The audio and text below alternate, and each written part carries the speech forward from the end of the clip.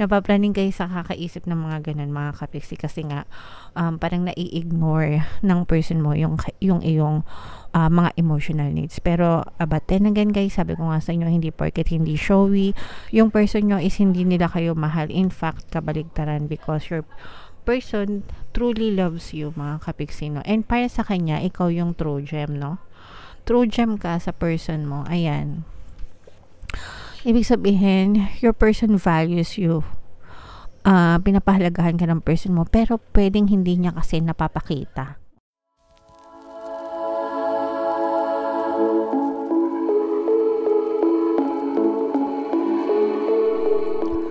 Hello guys, hello Pisces, welcome back to Pinay Pixie Tarot.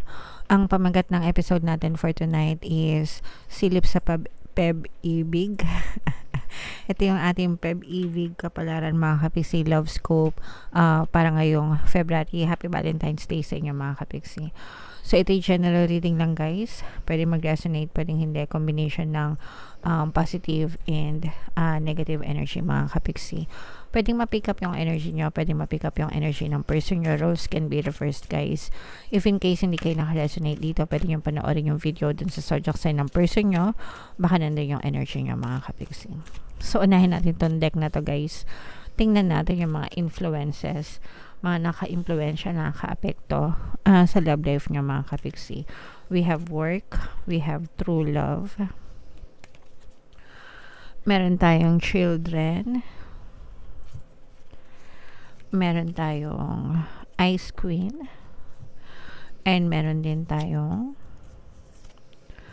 True Gem. Okay, so eto guys, nakikita natin na sobrang ganda ng connection nyo, sobrang ganda ng relasyon nyo or connection nyo sa isa't isa, dahil we have this true love and true gem energy, mga kapiksi. Okay, yun nga lang, for some of you, you may be dealing with a person na pwedeng ikaw ito, mga kapiksi, pwedeng she or he yung relationship nyo guys.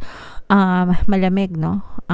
Pwedeng ikaw daw malamig kang makitungo sa person mo, or pwedeng siya malamig yung pakikitungo niya sa'yo, or pwedeng expressionless siya, mga kapiksi. Ibig sabihin, there are people kasi na hindi sila showy, hindi sila sweet, hindi sila masyadong malambing, they cannot express themselves well in terms of words, in terms of mga romantic gestures, ganyan.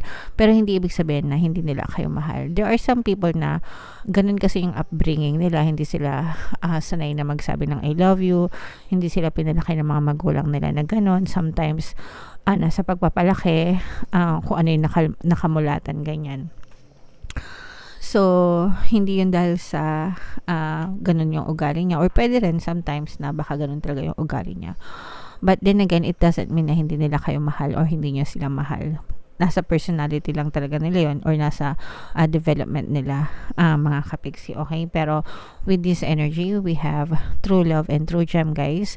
So nakikita natin na true, totoo talaga yung connection nyo sa isa't isa, very sincere, nandun yung pagmamahal, nandun yung sincerity, yung pagiging totoo, no? Pagiging totoo sa totoong nararamdaman sa inyo, mga kapiksi. Alright? Other factors na nakaka-apekto sa relationship nyo is yung work and yung children. So, ibig sabihin nito guys, pwedeng busy or abala sa pagtatrabaho dahil may mga anak na kayo, ganyan. Or pwede rin naman na baka may mga anak na sila. Let's say for example, yung partner mo right now is meron siyang anak sa kanyang previous relationship, or baka ikaw yung may anak sa previous relationship, and sometimes kasi nagiging hindrance yon or balakid, no? Pwedeng ayaw ng mga anak mo sa kanila, or ayaw ng mga anak niya sa iyo, or pwedeng kayo yung may ayaw sa mga anak, or sila yung may ayaw sa mga anak nyo. So pwedeng ganun, pero yan yung mga naka-impluensya sa inyong love life, mga kapiksi. Sometimes naman, for some of you, pwedeng kung anak nyo ito, kung let's say for example may anak kayo parehas, anak nyo ng person nyo, pwedeng nakadagdag sila sa para mas lalo pang maging strong yung relationship nyo ng iyong person. Okay? Alright. So, comment down below mga kapiksi if feeling nyo naka-resonate kayo dyan. And itong true love, true gem, no? I-mind nyo yan sa comment section. Mine true love, mine true gem, ganyan. Para talaga ma-experience nyo siya sa inyong relationship. So, tingnan natin yung love energy nyo ngayong February, guys. Shuffle ko to. Hanapin ko yung energy ng love at saka yung energy ng Pisces. Habang sinashuffle ko to, mga kapiksi, panoorin nyo muna tong video natin regarding sa ating paano mag-manifest ng abundance video course. Kapiksi, sawa ka na ba sa mga struggles at hirap sa buhay mo? Masipag ka ba at masikap sa buhay ngunit hindi ka pa rin umaasenso? Ilang beses ka na bang nag-attempt magnegosyo at mag-invest pero palagi ka pa rin nalulugi? Sa pagkakataon na ito ay maaaring may subconscious beliefs ka na nagiging balakid sa iyong pag-unlad at pagyaman. Introducing, paano mag-manifest ng abundance video course. Dito ay matututunan mong ma-overcome ang mga balakid mo para tuluyan ka ng umunlad, umasenso, sumagana, maging matagumpay, successful at maswerte sa iyong kabuhayan, pera, trabaho, negosyo, salapi at kaperahan ng bonggang-bongga. Dali, mag-send na ng email sa pinoypixie@gmail.com at simulan na ang iyong pagyaman ngayon. Alright, so sabay-sabay tayo magpayaman. Mga kapiksi, mag-avail na kayo ng course, guys, kasi sobrang ganda talaga niyan. And good news, mga kapiksi, dahil ngayong February, January pala. Until January 31, guys, hanggang bukas na lang magbibigay kayo ng 1 free pampaswerte subliminal sa lahat na mag-avail ng course. Kaya mag-avail na kayo, mga kapiksi. Meron din tayong email coaching, guys, manifest your desires using the law of attraction. If meron kayong mga specific na gusto nyong i-manifest, pwedeng love and relationship, mga kapiksi, pwedeng money or career, pwede kayong magpabook ng email coaching session with me. Mag-send lang kayo, guys, ng email sa pinoypixie@gmail.com.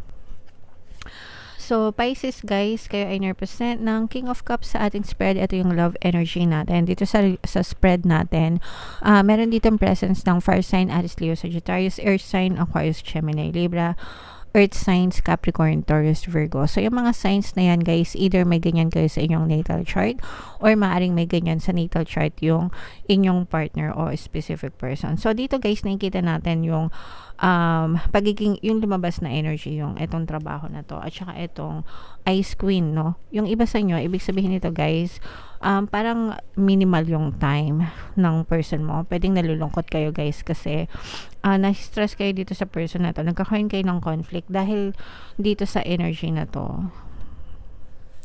Etong Ice Queen, mga kapiksi, it's either ikaw to or person mo. Pero feeling ko, this is more on your person, mga kapiksi, kasi parang priority ng person mo yung pera, work, mga kapiksi, especially if, sabi ko nga, baka may mga anak kayo, ganyan, or baka may anak siya, ganyan. That's why, priority niya yung pera. But, sabi ko nga din, again, it doesn't mean na hindi kayo mahal ng person nyo, pero, nagiging big deal siya sa inyo, kasi hindi napupunan ng partner mo yung iyong emotional needs, no? Kasi, syempre, meron tayong kanya-kanyang iba-ibang needs, di ba? Meron tayong emotional needs, physical needs, meron tayong financial needs, di ba? Pagdating sa relationship. So, yung emotional needs mo, doon nagkukulang yung person mo, mga kapiksi. And ikaw, bilang ikaw ay isang water sign, very emotional ka talaga.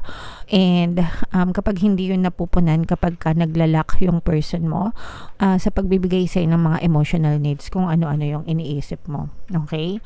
Ibig sabihin, hindi ka lang niya masabihan ng I love you, hindi lang siya magpakilig sa'yo, kung ano-ano na agad iniisip mo na baka may ganito, baka may ganyan, bakit kaya ganito, bakit kaya ganyan, is there something wrong with me, baka may gusto na siyang iba, ano bang ayaw niya sa akin, sa mga ganon. Napaplaning kayo sa kakaisip ng mga ganon, mga kapiksi, kasi nga parang nai-ignore ng person mo yung iyong mga emotional needs. Pero but then again, guys, sabi ko nga sa inyo, hindi porket hindi showy yung person nyo is hindi nila kayo mahal. In fact, kabaligtaran, because your person truly loves you, mga kapiksi, no? And para sa kanya, ikaw yung true gem, no? True gem ka sa person mo. Ayan.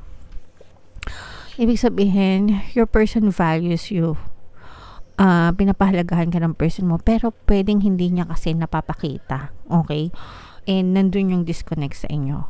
mga kapiksi. Hindi niya na ipapakita o hindi niya napaparamdam yung totoong nararamdaman niya sa'yo. Instead, kabaliktaran yung nakikita mo, kaya ikaw kung ano-ano yung naiisip mo tungkol dun sa iyong partner or specific person. So, siguro guys, kausapin nyo na lang yung person nyo and sabihin nyo na ito yung kulang, kailangan ko ng ganito for security, ganyan-ganyan. Pero dapat kayo din intindihin nyo din yung person nyo. Okay? So, kailangan magkaroon kayo ng, kung hindi talaga siya showy, di hindi talaga, wala tayong magagawa pagka ganun, diba? So, pero sabi ko nga, it doesn't mean na hindi nila kayo mahal. Kailangan nyo lang mag-set ng expectation siguro. And, ayan, no? So, nakikita natin na abala pa rin yung, ito talaga nakikita natin, yung pagiging busy talaga ng person mo sa paghahanap buhay. Kasi meron talaga siyang goal, no? Meron siyang personal goals, siguro pagdating sa career niya, or this person is very career-oriented, goal-oriented, may mga goals talaga yung person mo na ma-achieve. Pero yung mga ginagawa niya guys is para sa iyo rin. Kumbaga, this person wants you to feel proud of them, maging proud ka sa kanila. Yun yung gusto ng person mo, and gusto niya na maging parang masasandalan ba, no? Yung masasandalan, masculine energy, na parang gusto niya na masasandalan mo siya anytime na kailanganin mo. Okay?